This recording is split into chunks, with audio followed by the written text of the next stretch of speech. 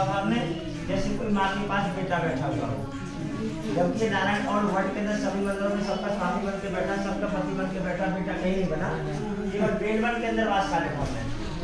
जो कृष्णा है इस समय विष्णु और विष्णु की पत्नी है। बैकुंठ में तो विष्णु ऐश्वर्य के साथ था, माया के साथ था, वैभव के साथ था। ब्रज के अंदर विष्णु कृष्ण अवतार में भक्ति के साथ था, वैराग के साथ था, तप के साथ था, माधुर्य के साथ था। तो राधा रानी तो भक्ति है, वैराग्य, रास राजेश्वरी है। लक्ष्मी माता माया है, वैभव है, ऐश्वर्य, राज राजेश्वरी। तो करीब 5,500 वर्ष पहले द्वापर में श्री कृष्ण भगवान ने श्री धाम वृंदावन के अंदर महाराज किया। तो उस महाराज में 16,100 थी रानियां और 8 थी पटरानियां, और स्वयं शंकर भगवान गोपी का रूप धारण करके गोपेश्वर बनकर वो भी इसमें प्रविष्ट थे। तो राज का शुभारंभ किया केशव ने, तो वंशी के द्वारा किया। सर्वप्रथम कृष्णा ने अपनी बेड़ू बजाई, तो बेड़ू की आवाज तीनों लोकों में गुंजयमान हो गई, प्रकृति थम गई, जगत में सन्नाटा आ गया, केवल बंशी की धुन और कोई धुन ही नहीं है। तो वो आवाज बैकुंठ में श्री महालक्ष्मी को सुनाई पड़ी। महालक्ष्मी और लक्ष्मी में बहुत डिफरेंस है। महालक्ष्मी नारायण के वक्ष स्थल में वास करती है, कभी भी आत्मा परमात्मा का साथ नहीं छोड़ती। ये स्थूल शरीर सो जाकर आत्मा परमात्मा विलीन हो जाती है। और जो नारायण की पत्नियां लक्ष्मियां हैं वो तो जगत में द्वेष पैदा कर देती है, किसी को तो पॉलीथीन बनवा देती है, कोई बंदा चुम्बक बांध कर रोड पर घूमता फिरता रहता है, किसी को करोड़पति बना देती हैं, किसी को यही नहीं पता मेरे पास कितनी प्रॉपर्टी है। वो नारायण की पत्नी कार्य जिनको संतों ने ठगनी भी बोला है कि माया महाठगनी हम जानी, विष्णु के कमला बन बैठी, शंभू के शंभ भवानी, तीरथ में गंगा बन बैठी, ब्रह्मा के ब्रह्माणी, माया महाठगनी हम जानी। वो जगत में द्वेष पैदा कर देती है, किसी को तो पॉलीथीन बनवा देती है, कोई बंदा चुम्बक बांधकर रोड पर घूमता रहता है, किसी को करोड़पति बना देती है, किसी को यही नहीं पता मेरे पास कितनी प्रॉपर्टी है। वो नारायण की पत्नी का कार्य जिनको अष्टलक्ष्मी कहते हैं, जैसे कि आदि लक्ष्मी, योग लक्ष्मी, वैभव लक्ष्मी, संतान लक्ष्मी, गज लक्ष्मी, ऐश्वर्य लक्ष्मी, धान्य लक्ष्मी, विजया लक्ष्मी, और यह है महालक्ष्मी। महालक्ष्मी के लिए पूरा संसार एक समान है। एसी में रहने वाला है उसको भी भोजन कफन चाहिए, फुटपाथ पर रहने वाला है उसको भी भोजन कफन चाहिए, और तो बीच की अवस्था जीने की, कोई किसी प्रकार जीता है, कोई किसी प्रकार जीता है। तो उन्होंने श्री नारायण से पूछा कि नारायण ये बंशी की आवाज कहाँ से आ रही है?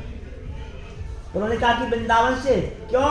कि वृंदावन के अंदर महाराज हो रहा, उस महाराज को कौन कर रहा है प्रभु?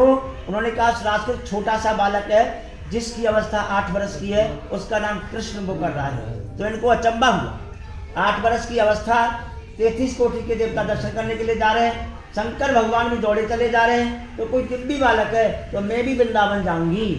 तो नारायण को तो पता था ये तो माया है, ये वैभव है, ये ऐश्वर्य है, राधा रानी भक्ति है, राधा रानी वैराग्य है, राधा रानी तप, राधा रानी की योग है, इसको नहीं आने देगी। परंतु जबरदस्ती करके बैकुंठ से सीधा वृंदावन चल देती है। इधर राधा रानी को पता पड़ता है। तो राधा रानी कृष्ण प्यारे से ज्यादा होशियार। एक कहावत है कि भगत के बस में है भगवान।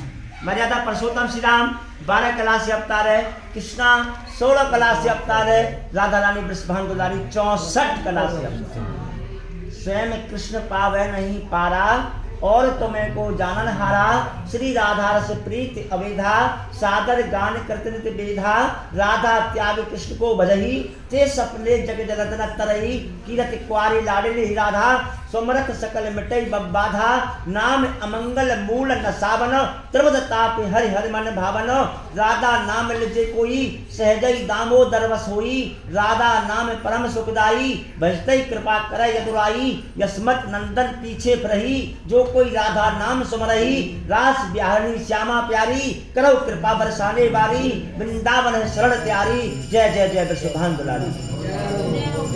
तो राधा रानी कौन है? भक्ति, कृष्णा परमात्मा, लक्ष्मी माया, जिसको त्रिगुणातीत कहते हैं, तीनों के अधीन संसार बना हुआ है। राधा रानी ने सोचा अगर लक्ष्मी जी का राज के अंदर प्रवेश हो जाएगा उसका तो भाव ही बदल जाएगा, वो तो गोपी भाव बना लेगी, वो साधु जीवन बिताएगी, उसको वैराग हो जाएगा। जब महालक्ष्मी को वैराग हो जाएगा तो संसार कैसे चलेगा, इसको तो रोका जाए। तो उन्होंने श्री कृष्ण भगवान से कहा केशव आप राज कर रहे हो, बैकुंठ से महामाया आ रही है, वो तो इतनी सुंदर है कि सभी देवता मोहित हो जाएंगे और आप भी मोहित हो जाओगे, पूरा जगत ही मायावादी हो जाएगा, कोई नहीं जानेगा भक्ति को, दान को, पुण्य को, उसको रोकिए ना प्रभु। भगवान का चिंता ना करें तो वृंदावन से 3.5 किलोमीटर दूरी पर यमुना पार करके बेलवन पर एक जंगल था। बेलपत्र के पेड़ थे, लताएं पताएं थी, झाड़ियां थी, घना बना जंगल था। और उस वक्त वृंदावन में भी कुछ नहीं था, केवल तुलसी का वन था। वृंदा तुलसी थी, उसका वन था, इसलिए उसका नाम वृंदावन पड़ा। तो कन्हैया ने यमुना पर लक्ष्मी माता को रोक लिया। लक्ष्मी माता पहचान ना पाई, मेरे सामने कौन आ गया है। एक कहावत है मेरी, है ना, कनक कनक थे सोगनी मादक का अधिकार, बा खाए बोरात बा पाए बोरात। एक कनक मान होता धतूरा जहर, एक कनक मान होता सोना। तो जहर को तो खा के पागल होता है और सोने को तो पा के पागल होता है। तो ये मैं पहचान ना पाई, मेरे सामने भक्ति आ चुकी है। पूछा आप कौन हो, कहाँ जा रही हो? तो उन्होंने कहा कि मैं बैकुंठ में वास बसने वाली नारायण की आत्मा हूँ, मेरा नाम श्री महालक्ष्मी है, मैं बैकुंठ से आई हूँ, श्री धाम वृंदावन जा रही हूँ। उन्होंने कहा आप नहीं जा सकती हो। उनको क्रोध आया, क्यों नहीं जा सकती हूँ? मैं सुंदर नहीं हूँ क्या? मैं स्त्री नहीं हूँ? प्रकृति के 3 गुण मेरे अंदर विद्वान है, सतोगुण रजोगुण तमोगुण।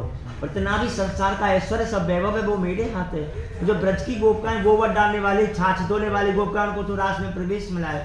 शंकर पुरुष होते हुए उसे रास में प्रवेश मिला है।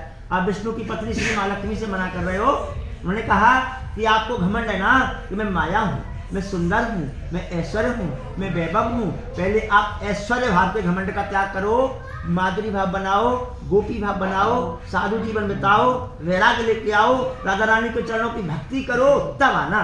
तो इस जंगल में बैठ के पद्मासन स्थित देवी पर ब्रह्म स्वरूपिणी परमेश्वर जगत माता महालक्ष्मी नमस्ते पद्मासन विराजमान होकर तपस्या करने लगी। भगवान श्री कृष्ण ने सोचा कि जंगल में किस तरीके का रहना अच्छा नहीं, और इसकी सेवा कौन करेगा। इधर राधा रानी सोचने लगी अतिथि देवो भव, आया हुआ अतिथि देवता के समान होता है। अगर मैं रास में रहूंगी तो लक्ष्मी जी का अपमान होगा। तो लक्ष्मी का सम्मान रख लेकर राधा रानी मान लेके मानसरोवर जंगल में जाकर छुप गई। रो रो के आंसुओं से मानसरोवर कुंड बना दिया। भगवान श्री कृष्ण सोचने लगे मैं किधर जाऊं, माया के पास जाऊं या भक्ति के पास जाऊं। सर्वप्रथम परमपिता परमात्मा को माया के पास आना पड़ा, क्योंकि बिना माया के संसार नहीं चलता है। स्वयं नारायण कहते हैं मैं और मेरी माया। आके देखा कि लक्ष्मी तपस्या कर रही है। उन्हें सोचा बड़े रूप में तो इसके साथ रह नहीं सकता हूँ, क्योंकि नारायण ब्रज में बाल रूप में आए थे। तो वात्सल बाबा के बोले माँ मैं भूखा हूँ। लक्ष्मी ने देखा रहे नारायण और रोकने के लिए मुझसे माँ कह रहे हो, मेरे पास कुछ नहीं करो। 2 मुट्ठी चावल लाई थी, बैकुंठ से खिचड़ी का भोग लगाइए। तो कन्हैया ने खिचड़ी का भोग लगाया, यहाँ पे खिचड़ी का ही भोग लगता है। फिर राधा रानी को मनाया, तब रास किया, इनको वंचित रखा। आज भी महालक्ष्मी रास के लिए वंचित है। बोलो महालक्ष्मी मैया की जय।